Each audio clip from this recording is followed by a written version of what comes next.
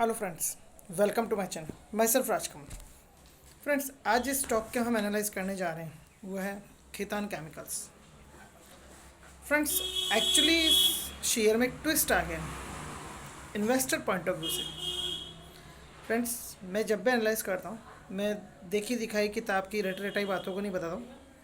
Actual में analyse proper way में होना चाहिए, फेस टू फेस, ताकि बताने वाला भी ढंग से बता पाए और समझने वाला भी ढंग से समझ पाए। स्कूल में टीचर जब पढ़ाता है तो जो टीचर बुक रख कर के सामने पढ़ाता है और एक बुक बंद करके जब समझाता है तो उस लेक्चर की डिलीवरी में वह फ़र्क होता है। और सामने स्टूडेंट्स को अगर कुछ समझना हो तो उसमें समझने का भी बहुत दिन रात का अंतर होता है, जो कि लेक्चर टू लेक्चर डिलीवरी देते वक्त समझ में आता है। तो इसमें जो ट्विस्ट है उसकी हम बात करते हैं। ये शेयर अगर हम 1.5 साल का आंकलन करें इस शेयर का, तो ये जनवरी 2021 से लेके अभी अगस्त 2022 तक 25 रुपये से इसने चाल दे दी 160 रुपये के आसपास, यानी 157, क्योंकि इसका 52 वीक हाई इस वक्त 157 है, 52 week low near about 50 rupees के आसपास है। और इस वक्त ये बिलो ₹90 चल रहा है, यानी कि अपने 52 वीक हाई से 60% के डाउनफॉल पे। तो फ्रेंड्स, जो मैं बात बोल रहा था कि ये पिछले 1.5 साल में या 1.25 साल में 25 रुपये से चाल लेकर के 157 रुपये तक पहुंच गया और 6 गुना का रिटर्न अपने इन्वेस्टर्स को इसने दे दिया, यानी कि 6 गुना हो गया 25 रुपये से 150 से भी ज़्यादा 157। ऐसा क्यों, आखिर क्या कारण है? और अब वापस से 40% से भी ज़्यादा की गिरावट इसमें हो चुकी है। हो तो इसमें 50% के आसपास तक की गिरावट थी, लेकिन थोड़ा सा इसने अभी अपर ट्रैक ले लिया। ऐसा भी क्यों हुआ? जो इन्वेस्टर्स फंसे हुए हैं 150 के लेवल पे, उनको क्या करना है? जो इन्वेस्टर न्यू एंट्री करना चाहते हैं उनको क्या करना है?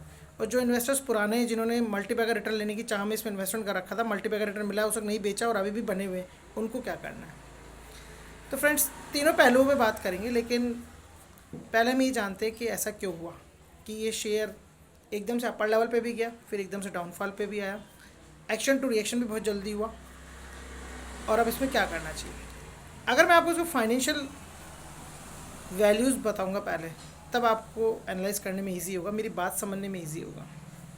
कंपनी का वर्किंग लेवल फंडामेंटल बेहतर है, लेकिन फाइनेंशियल वैल्यूज़ को एनालाइज करे बिना हम किसी भी मुकाम पर नहीं पहुँच सकते। वो जानना बहुत ज़रूरी है, इसकी growth and development, upward downward, इन चीज़ों के लिए। तो पिछले 5 साल 2018 से लेकर 2022 तक का इसका मैं एनालाइज करता हूँ, तो पिछले सालों में इसे constantly step by step upper movement दिया, एक अच्छी ग्रोथ दिखाई। 2018 से अच्छी ग्रोथ 2019 में, 2019 से अच्छी ग्रोथ 2020 में, फिर अच्छी ग्रोथ 21 में, और 2022 में सबसे बेहतरीन ग्रोथ, सबसे ज़्यादा रेवेन्यूज़ और सबसे ज़्यादा नेट प्रॉफिट। तो फ्रेंड्स, पिछले 5 साल का तो जो ट्रैक रिकॉर्ड है वो बेहतरीन रहा 2022 में। तो नेचुरल है कि शेयर जब 18 रुपये 10 रुपये के आसपास भी रहा होगा या 25 रुपये के आसपास भी रहा होगा, तो अब 157 के आसपास आ गया तो कोई बड़ी बात नहीं है, क्योंकि इसके रिज़ल्ट्स, जो इसके नेट प्रॉफिट है, जो इसका रेवेन्यूज़ है, वो इसको अलाउ करते हैं कि इस तरह का ट्रैक बनाएंगे। केमिकल सेक्टर से बिलोंग करता है शेयर, और केमिकल सेक्टर की ग्रोथ का अंदाज़ा लगाना मैं कहता हूँ नामुमकिन सा है, क्योंकि केमिकल सेक्टर में किसी भी कंपनी में एकदम से बहुत तेज़ी से ग्रोथ आ सकती है और बहुत तेज़ी से शेयर अपर लेवल मूवमेंट ले सकता है कभी भी। इसको हम ऐसे एनालाइज नहीं कर सकते कि इसी लेवल के दूसरे कंपनीज़ में इतनी ग्रोथ नहीं हो रही, इसमें एकदम से इतनी ग्रोथ हो रही है, क्योंकि सेल और नाल्को जैसे शेयर भी 80 81 82 रुपये के आसपास मिल रहे हैं और ये 87 पे। और आप उनका देखेंगे ना, फंडामेंटल वर्किंग लेवल, उनका क्या बोलते हैं, जो भी कैपिटलाइजेशन है, उनका जो प्रॉफिट्स 1000 करोड़ में, तो आप चौंक जाएंगे इस कंपनी की इतनी रेट देख करके और उनका शेयर 81 पे देख करके। लेकिन फ्रेंड्स, केमिकल सेक्टर की बात अलग है, ऐसे एनालाइज नहीं करते, ये तो मैं एक कंपैरिजन बता रहा हूँ आपको, लेकिन आप मेरी बात ध्यान से सुनिए। तो पिछले 5 साल में तो इसका बेटर परफॉर्मेंस रहा 2022 में। अब हम इसका क्वार्टरली एनालाइज करते हैं।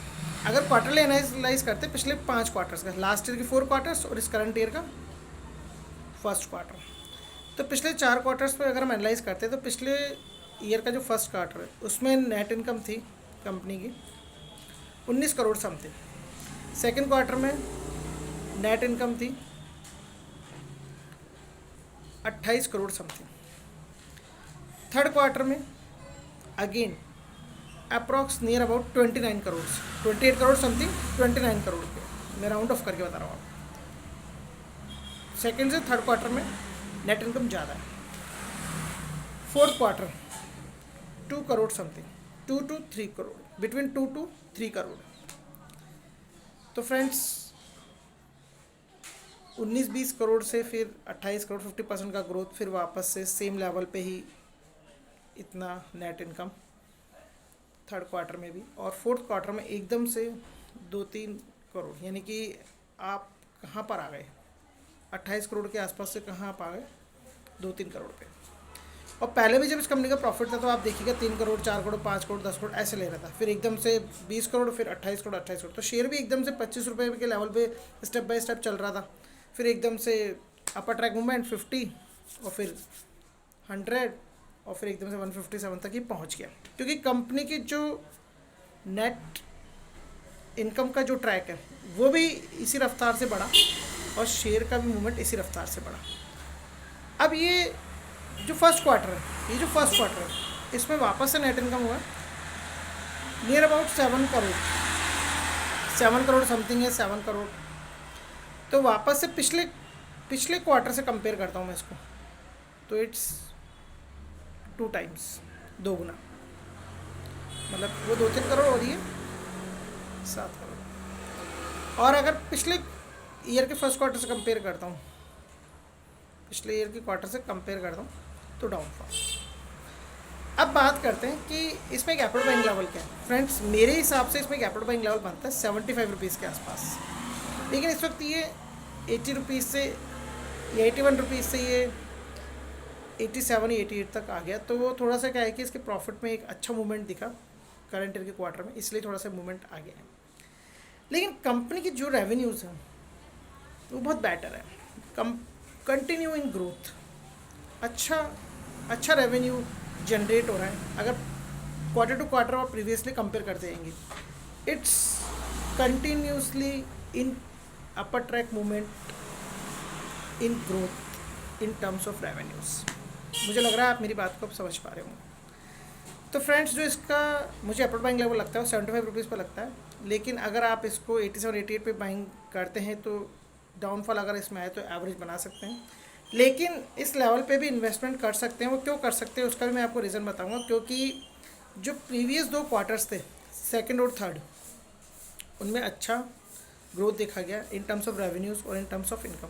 और आने वाले सेकंड और थर्ड क्वार्टर ही हैं, तो हो सकता है कि वापस से इसमें अच्छी रेवेन्यू जनरेट हो, अच्छा नेट इनकम जनरेट हो, वापस से शेयर 100+ चला जाए। तो इस लेवल पे भी अगर इन्वेस्टमेंट करेंगे तो जो कंपनी का जो ग्रोथ लेवल है वो इस शेयर को यहाँ से अपर लेवल की तरफ वापस से लेकर जाएगा और शेयर को शॉर्ट टर्म ड्यूरेशन में भी 100+ आपको दिखाई देगा और आपको आपके इन्वेस्टमेंट में अच्छा रिटर्न मिल सकता है अगर आप इस लेवल पे भी करते हैं। और डाउन भी जाता है, तो अब इससे जितना डाउन जाता जाएगा आप ये मान लीजिए कि इसमें एक बेटर लेवल आएगा इन्वेस्टमेंट पॉइंट ऑफ व्यू, क्योंकि केमिकल सेक्टर से कंपनी बिलोंग करती है, बेटर फंडामेंटल है, बेटर वर्किंग लेवल है, प्रमोटर होल्डिंग भी अच्छी है, मोर देन 70% शेयर्स प्रमोटर के पास हैं।